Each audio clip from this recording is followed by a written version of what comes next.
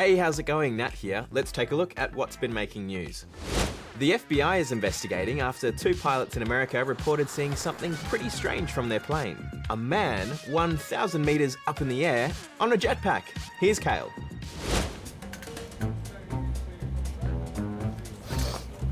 Is that a bird? No. Is that a plane? Of course, it's a plane. We work in an airport. Not there. Here.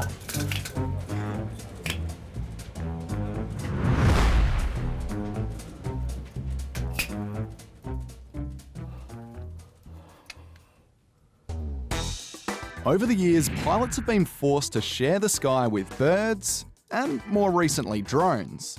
But a jetpack? Yeah, that's a new one. Oh, American 1997, we just passed a guy in a jetpack. American 1997, okay, thank you. Were they up there? Okay, so we don't have any vision of it, but pilots at Los Angeles Airport were shocked to have this aerial encounter. Person in a jetpack reported 300 yards south of the LA final at about 3,000 feet, 10-mile final. Only in LA. Usually reserved for Hollywood blockbusters like James Bond and 2015's Tomorrowland, jetpacks are actually a thing. Inventors across the globe have made a handful of JPs, that's jetpack for short, but the flights usually only last about 10 minutes. You also need permits to fly them, and going near airports, yeah, that's a big no-no. As for this case, both the Federal Aviation Administration and the FBI have been called in to investigate. No one quite knows where Jetpack Man came from, or where he went. But as the saying goes, please don't go flying jetpacks near airports. It's quite dangerous. Seriously. Did you spot a fireball-like meteor above New South Wales last night? Well, a whole heap of people did, and even managed to capture the space rock on camera.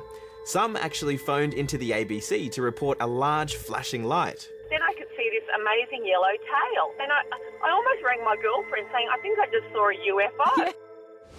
The Duke and Duchess of Sussex, also known as Harry and Meghan, have found themselves a new home, Netflix.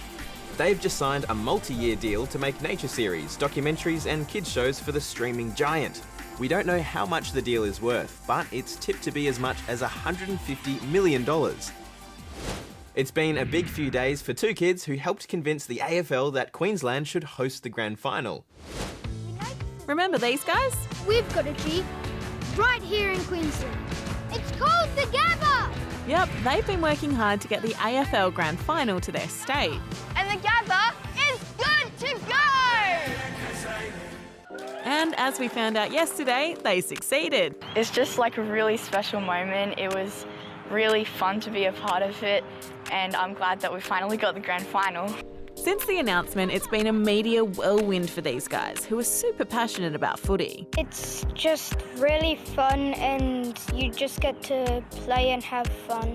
They got to meet the Queensland Premier, pose for photos, and when the cameras stopped rolling, they even got to hold the Premiership Cup. It was a lot heavier than I thought it would be, but yeah, it was really cool. With all their hard work, you'd think they'd be first in line for tickets, right? I mean, I don't know. We'll have to ask Mr. Gill. So, what do you say, Gil? We'll prioritise members of the competing clubs first, and then the community. There's strong interest already, which we're thrilled about. Either way, these guys say they can't wait for October 24. If Brisbane makes it to the grand final, I might be able to go. This is a once-in-a-lifetime opportunity, and we're not going to let anyone down. They say life imitates art and art imitates life, but do they ever say life is a movie? Well, these next people do. It's like from the movie Up, except it's not a whole house, it's just one man. Famous illusionist David Blaine pulled off a massive stunt which saw him climb 7,500 metres into the air. That's the height most commercial airliners fly. It also broke the record for most watched YouTube Originals live event with more than 770,000 viewers. Singer Akon has announced he's building a real-life Wakanda in Senegal. According to Akon, he wants the entire city to be solar-powered, filled with futuristic skyscrapers, and run off a new type of cryptocurrency called A-Coin. The first phase is set to be done by 2023. Forget drive-in cinemas, make way for this float-in cinema in the UK.